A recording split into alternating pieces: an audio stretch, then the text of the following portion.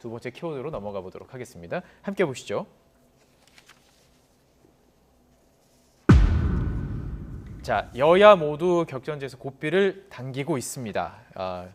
자, 그렇다면 국민들의 선택, 특히 이제 가장 관심인 지역들이 몇 군데가 있습니다. 좀 그 집중적으로 봤으면 좋겠는데 우선 한동훈 국민의힘 비상대책위원장이 수원을 방문했고 세 번째를 사실 수원 그렇죠. 사시잖아요. 사실 잘 저는 아시잖아요. 이제 수원 생활권이고 예. 용인 사람이긴 한데 네. 용인의 일부가 완전히 사실상은 수원 생활권이거든요. 예. 그렇기 때문에 뭐 수원이라고 뭐 이렇게 얘기해도 뭐 틀리지 않을 정도의 예. 생활권을 이루고 한동훈 있죠. 위원장이 거기 이렇게 집중하는 이유는 뭔가요? 일단은 모두가 민주당이고요. 네. 그리고 경기도에서는 도청 소재지이자 네. 어떤 민심에 흐르는 어떤 요충지기도 해요. 예. 그렇기 때문에 저기에서 뭐랄까 기세를 잡으면 예. 그 주변 도시로 많이 그 뭔가 그 분위기가 전파될 수 있는 곳이기도 하죠. 그래서 예. 수원이 5명이 민주당 국회의원들인데 저기가 흔들렸고 저기가 분위기가 넘어갔다 이러면은 그 주변 지역들도 네. 상당히 영향을 많이 받을 수 있는 곳입니다. 예. 네. 그렇기 때문에 저기를 집중하는 것 아닌가 이런 생각이 드는데 네. 제가 볼 때는 3번 갔잖아요. 더 예. 갈 것 같아요. 더 제가 갈 볼 것 때는. 같다. 네. 왜냐하면 공격하는 효과가 있을 만한 상황이 지금 발생했잖아요. 네. 제가 아까도 말씀드렸지만 수원의 두 축이 김진표, 박강원 뭐 이렇게 있었는데 한쪽은 염태영으로 해가지고 어떻게 맞꿨는데 또 한 축인 박강원 그 전 원내대표가 무너진 거거든요. 네. 총선을 조금 더 정무적으로 생각했다면 이것까지 좀 고려를 했어야 되는데 예. 왜 안 했을까 싶을 정도로 예. 지금은 굉장히 좀 분위기가 예. 흐트러져 있는 상황이에요. 예. 근데 뭐 어쨌든 그걸 다잡기 위해서 그 이재명 당대표가 양평을 가고 그다음에 현 정권의 실정이 있는 예. 곳 내지는 논란이 있는 곳으로 움직이는 거는 잘하는 거라고 봅니다. 네. 그리고 그런 걸 더 해야 돼요. 네. 민주당은 이종섭 장관의 호주 대사 뭐 예. 이런 거 있잖아요. 예. 그리고 지금 방통위에 뭐 방송 나와서 김건희 여사 특별법이라 안 하고 김건희 특별법이라고 하면 네. 근데 이거는 야당이 이름을 만들어서 붙인 건데 예. 방송사를 제재하는 예. 지금 말도 안 되는 상황이 이루어지고 있거든요. 예. 그러니까 그런 것들을 전면에 이제는 내세워서 승부를 하는 수밖에 없는데 예.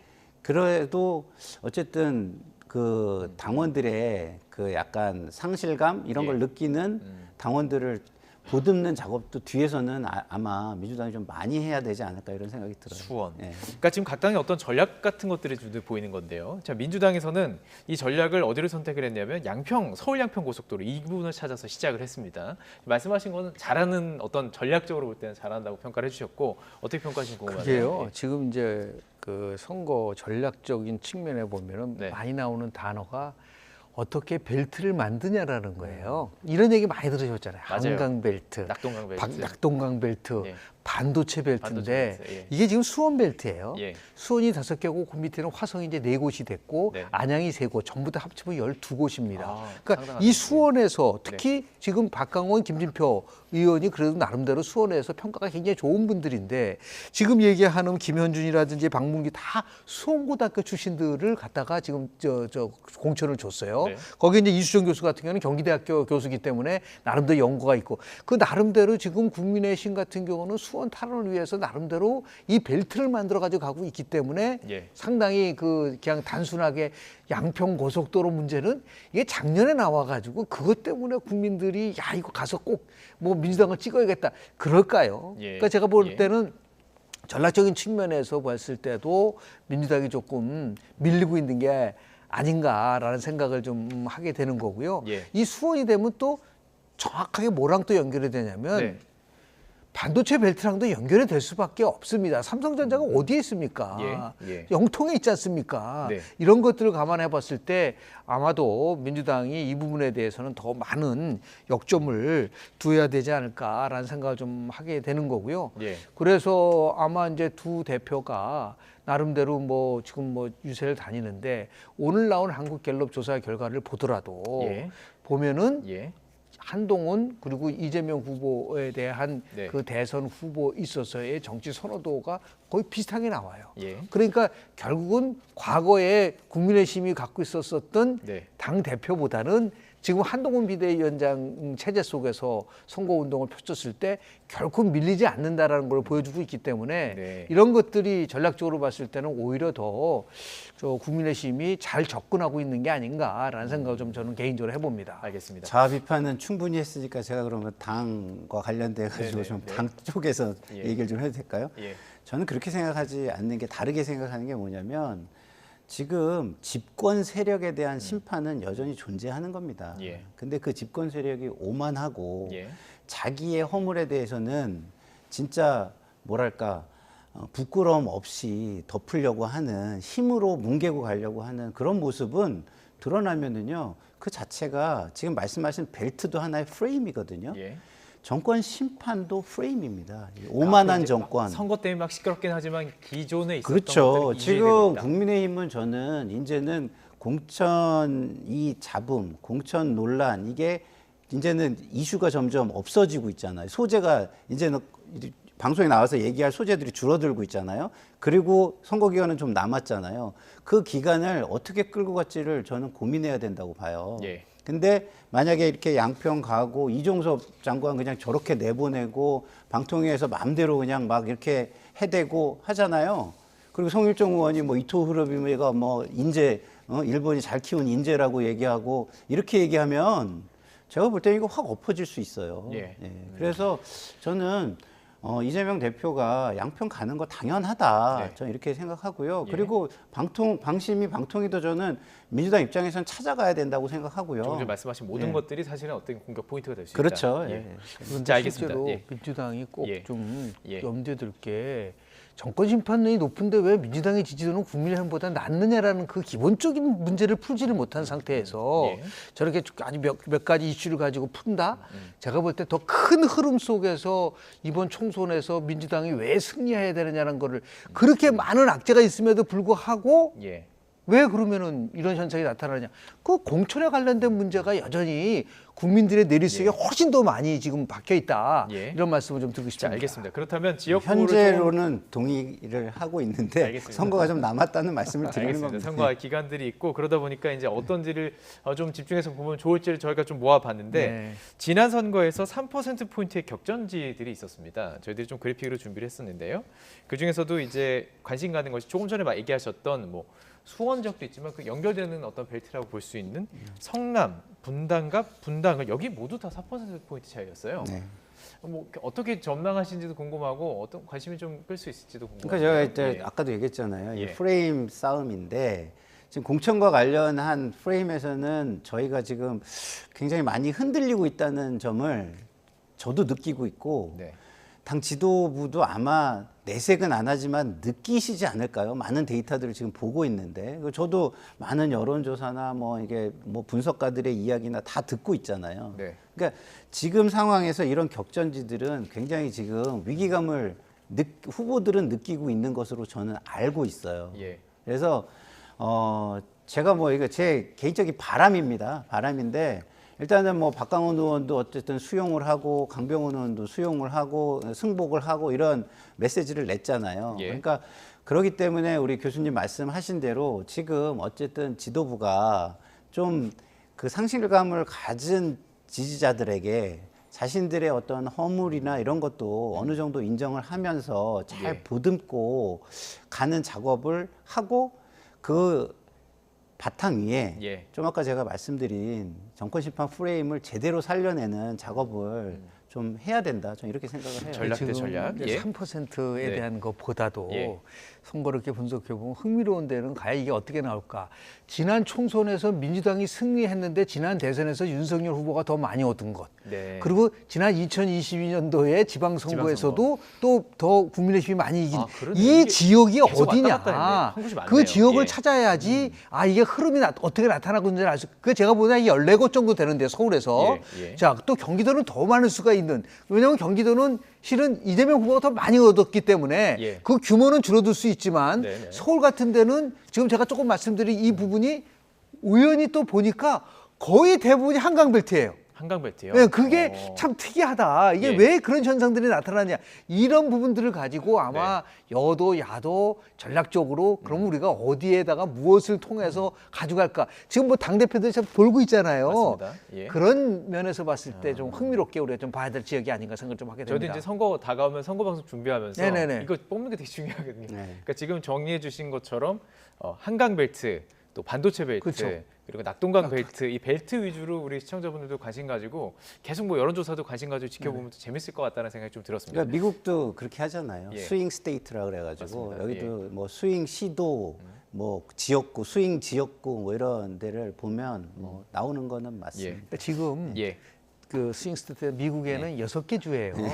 딱 정해져 있습니다. 예. 오하이오, 예. 펜실베니아, 네. 그리고 플로리다, 예. 미시간, 예. 또 뭐 이런 등등 6개. 여기만 보면 아는 거예요. 예. 근데 오하이오 스테이트가 가장 스윙 스테이트인데 물어봤어요. 왜 자꾸 예. 왔다 갔다 하니까 네. 너무 재미난 얘기였어요. 알겠습니다. 예. 피곤하면 바꾼다는 거예요. 잠시만요. 워낙 정치학자 두 분 오시니까 여러 토론이 이루어지고 있는데 저희가 지금 국민의힘 공천교과 발표가 있습니다. 지역 현장 연결해서 공천이 내용 거의 듣고 계속 끝나- 이어가겠습니다. 가는 것 같습니다. 국민의힘 공천관리위원회 제18차 회의 결과를 발표하도록 하겠습니다.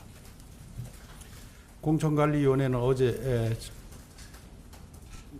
늦게 꺼진 자녀 선거구 14개에 대해서 심도 있게 논의한 결과 단수 추천 1곳, 경선 2곳, 우선 추천 2곳, 선거구 의결했습니다. 특히 지난 6일 추가 공모를 실시한 부산 북구을, 경기 하남시을 2개 선거구는 추가 접수자들을 포함하여 면접 등 종합적으로 심사평가했습니다. 그 결과 부산 북구을은 김형욱, 박성훈, 손상용, 이수원 후보 간 사자 경선으로 결론을 냈고, 경기 하남시 을은 김도식, 이창근 후보 간 양자 경선을 하기로 결정하였습니다. 또한 공관위는 경선을 통해 공천이 확정된 박일호 후보, 경남 밀양시 의령 한평 창녕군에 대한 공천 취소를 의결했습니다. 그래서 해당 선거구에 박상웅 후보 추천을 재의결하였음을 알려드립니다. 당규인 지역구 국회의원 후보자 추천 규정 제30조에 의하면 후보자로 확정되었더라도 금품 수수 등 현저한 하자가 있는 것으로 판명되었을 경우에는 비대위 의결로 후보자 추천을 무효로 할 수 있습니다. 박일호 후보는 밀양시장 재직 당시 부적절한 사건에 연루된 혐의로 검찰에 고발된 상태입니다. 이에 우리 공천관리위원회는 관계되는 사람들을 소명과 또 진술을 들었습니다. 그 결과 국민의힘이 강조해온 도덕성 기준에 미치지 못하는 사안으로 판단해서 박일호 후보 공천을 취소하고 박상웅 후보를 추천하는 것으로 비대위에 재의결을 건의할 예정입니다. 오늘 8일부터 이틀간 총 5개 선거구를 대상으로 국민 추천 프로젝트 접수가 시작됩니다. 국민들이 직접 추천하는 국민의힘 후보를 만들기 위해서 진입 장벽을 최소화했습니다. 국민 여러분의 많은 관심, 추천, 또 성원을 부탁드립니다. 구체적으로 발표하겠습니다. 단수 추천 1곳, 전남 여수시 을 김희태 현 국민의힘 전남도당 대협력위원회 위원장입니다. 이렇게 됨으로써 이제 전남에 이제 한 군데 남아 있어가지고 국민 추천 포함하면은 실질적으로 조만간에 전체 지역구 후보를 추천해 할 것 같습니다. 경선 두 곳입니다. 부산 한 곳, 경기 한 곳. 부산을 김형욱, 박성훈, 손상용, 이수원 사자 경선.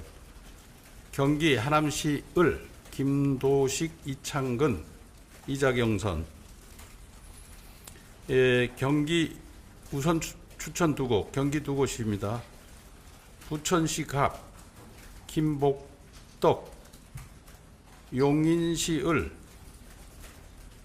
이상철 전 지상작전사령부 참모장으로 계시던 분인데 지역 출신이고 특히 용인시 을에 관해서는 많이 논의를 했고 그다음에 지역 출신 이런 것들이 강조돼 가지고 이렇게 우선 추천하게 되었습니다.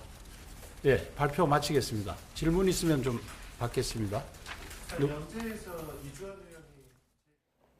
네, 지금 마무리가 되어가고 있습니다. 전남 지역 한 개를 추가하게 되면은 지역구 거의 지금 공천이 마무리가 된다라는 얘기를 들어봤고요. 뭐 시간이 많지는 않습니다. 뭐 짧게 어느 지역이 좀 눈에 들어오는지 궁금한데요. 예. 글쎄요, 뭐 저는 뭐 어느 지역이 눈에 들어오기보다는 어쨌든 그 부산 북구 을은 뭐 이렇게 사자 경선을 한 거는 뭐 지금 그 경선이 돌아가는 거에 상황을 많이 모니터하고 있다는 생각은 들어요. 그러니까 공정하다는 모습을 보이기 위해서 이런 것. 그다음에 또 그 추천했던 후보를 공천을 취소했다는 것. 이거 역시도 뭐 눈치를 좀 국민들의 어떤 여론이나 눈치를 많이 본다는 건데 사실은 공천은 국민 여론의 눈치를 많이 봐야 돼요. 근데 문제는 뭐냐? 이렇게 해도 지금 나오는 것들은 감흥이 없어요. 결국은 굵직한 주류, 찐윤 이런 분들에 대한 읍참마속이 있었어요. 왜냐하면 강서재보궐선거 이후에 아니 반성한다고 했잖아요. 혁신하겠다고 했잖아요. 그러면 국민에게 그 약속은 결국은 지키지 못한 공천인 거예요. 그래서 결국은 국정 운영의 기조를 바꾸거나 국정을 잘 끌어갈 반성하는 성찰이 있었느냐, 이 부분은 다시 묻게 되지 않겠느냐. 그게 다시 물어진다면 그 총선에서 정권 심판론의 프레임은 다시 살아날 수도 있다. 이런 말씀을 제가 자꾸 드리는 겁니다. 알겠습니다. 조금 전에 이제 그 김 교수님께서 말씀하셨던 한국갤럽 조사 내용을 저희들이 좀 추가해서 말씀드리면은 뭐 한동훈 비대위원장 24%, 이재명 대표 23%가 나왔고요. 이게 오차 범위 안에 있고 이게 한국갤럽 자체 조사입니다. 지난 5일에서 7일 전국 성인 남녀 1000명 상대로 이동통신 3사 무선전화 가상번호 활용했고요. 전화 면접 조사 응답률이 14.4%고요. 중앙선거 여론조사 심의위원 홈페이지를 참조하면 되고요.